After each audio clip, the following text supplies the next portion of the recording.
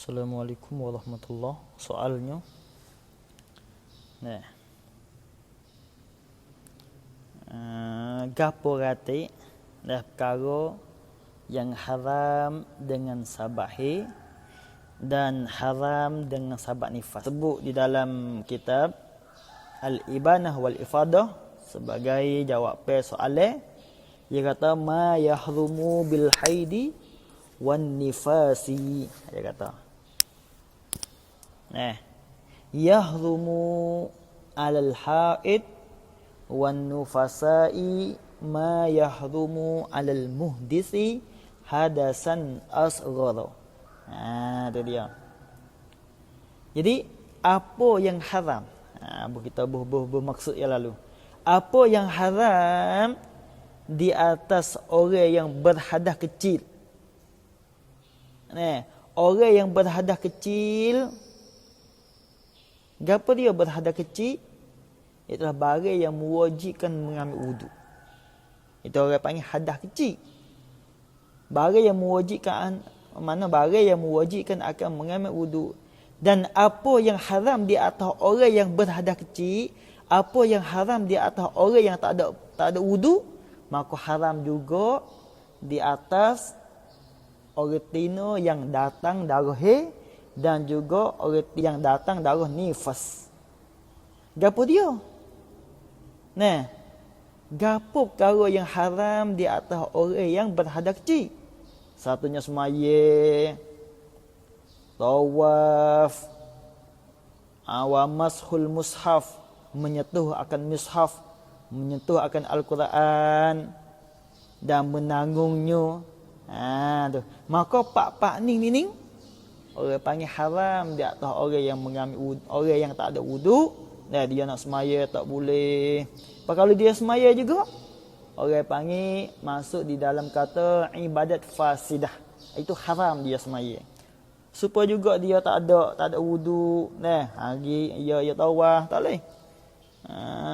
Sebab tawaf ni orang panggil supaya dengan semaya dah.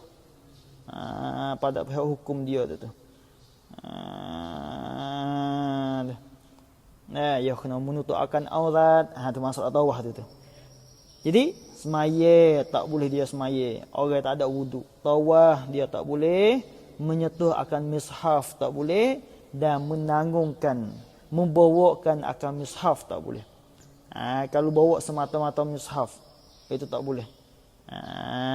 Dan jala juga pada masalah orang tino yang datang darah haid dan datang darah nifas, maka perkara ni pun tak boleh juga dia nak semaya, nak tawaf, nak menyentuh akan mushaf dan menanggungkan dan membawa akan mushaf.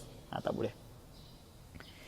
Dan juga barang yang haram di atas junub jala juga ialah barang yang haram di atas orang yang mari haid dan orang yang mari nifas. Yahrumu wa kadzalika ma yahrumu 'alal junubi ialah juga tu. Apa yang haram di atas orang junub ialah juga haram di atas orang yang mari haid dan orang yang mari nifas. Kali itu gapo? Kalau yang haram di atas orang junub, bilalah dia junub, bilalah dia berhadas, hadas besar. Tu. Itu haram dia buat gapo dia. Tengok. Satunya mula-mula pak perkara hak mula-mula sebut. Gapo? Semaya dia junub, dia tak boleh semaya. Tawaf, dia tak boleh tawaf, dan menyentuh akan mushaf tak boleh, dan membawa akan mushaf tak boleh. Kalau dia junub. Dan tambah lagi di atas pak perkara, satunya berhenti di dalam masjid. Orang panggil al-muktsu fil masjid. Berhenti di dalam masjid. Bukan lalu. Orang junub kalau lalu tak ada masalah apa. Tak senyum berhenti. Lalu gapo dia lalu? Lalu ni, masuk pintu ning tubik pintu lain. Itu lalu. Maka diri lalu itu, hukum tak haram di atas orang junub, dia lalu di dalam masjid. Tu. Dia lain masalah. Pergi datang.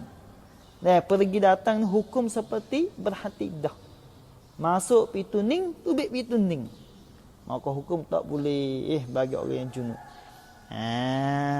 Tamuh di atas 4 karah dulu. Satunya berhenti di dalam masjid. Dan yang keduanya qiraatul Quran biqasdil qiraat. Dia baca akan Al-Quran tapi dengan qasad akan bacaan. Bismillahirrahmanirrahim. Alhamdulillahi rabbil alamin. Dia qasad akan baca Maka ketika itu itu haram di atas orang junub. Jaga malak sini. Dia membaca akan Al-Quran tapi dengan qasad akan baca Mafhumnya kalau dia baca akan Al-Quran tapi dengan tak ada qasad gapo. Dia orang junub tapi dengan tak ada qasad gapo, semata-mata baca. Atau dia baca tu untuk nak gapo dia, nak nasihat orang. Dia baca untuk nak royak kisah. Maka hukum tak apa, tak haram. Walaupun dia junub sekalipun.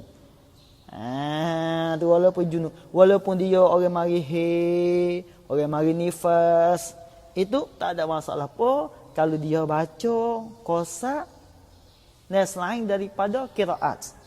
Atau kita kata tak qasad langsung. Itu tak dosa.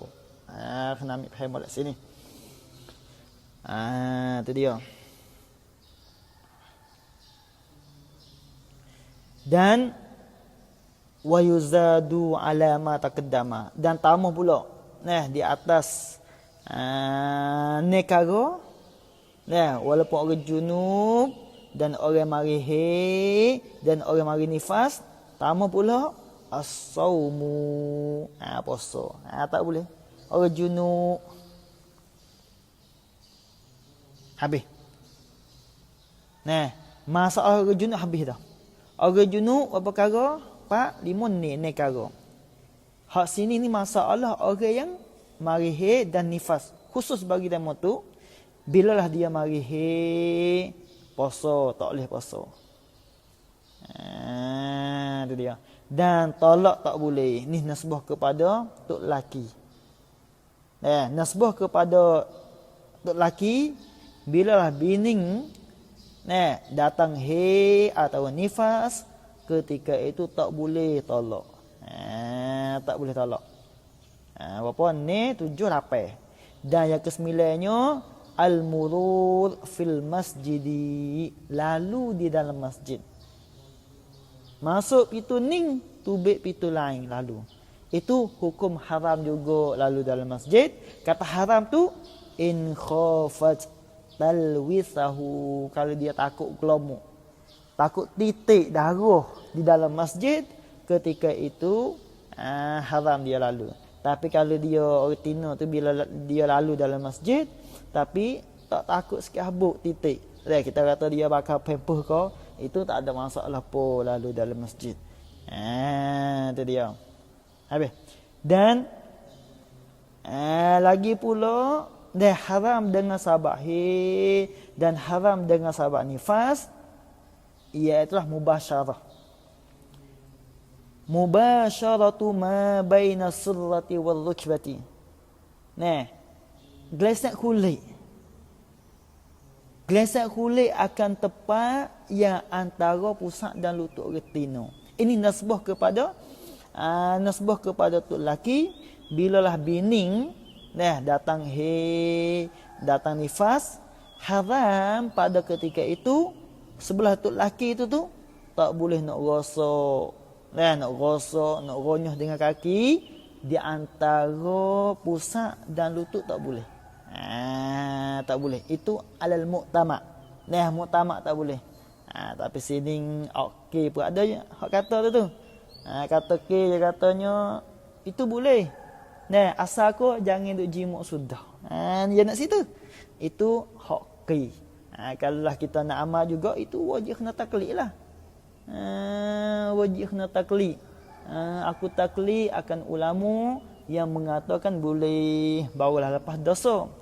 Kalaulah semata-mata amal hak kaum yang dhaif, dengan tak ada taklid, maka hukum dosa. Supaya Syekh Ibn Hajar dia kata, tak boleh. Kawannya daif itu dia kena taklid supaya nak lepas dosa.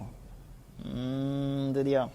Dan akhir sekalinya at-taharatu bi niyyati at-ta'abbud. Dah dia bersuci, dia mengambil wudu dengan niat ta'abbud. Dia mari nifas tapi dia mengambil wudu. Dia mani wajib. Dia mani sunat. Dia mani buat apanya? Orang panggil mani niat amal ibadat. Mani sunat lah. Itu tak boleh.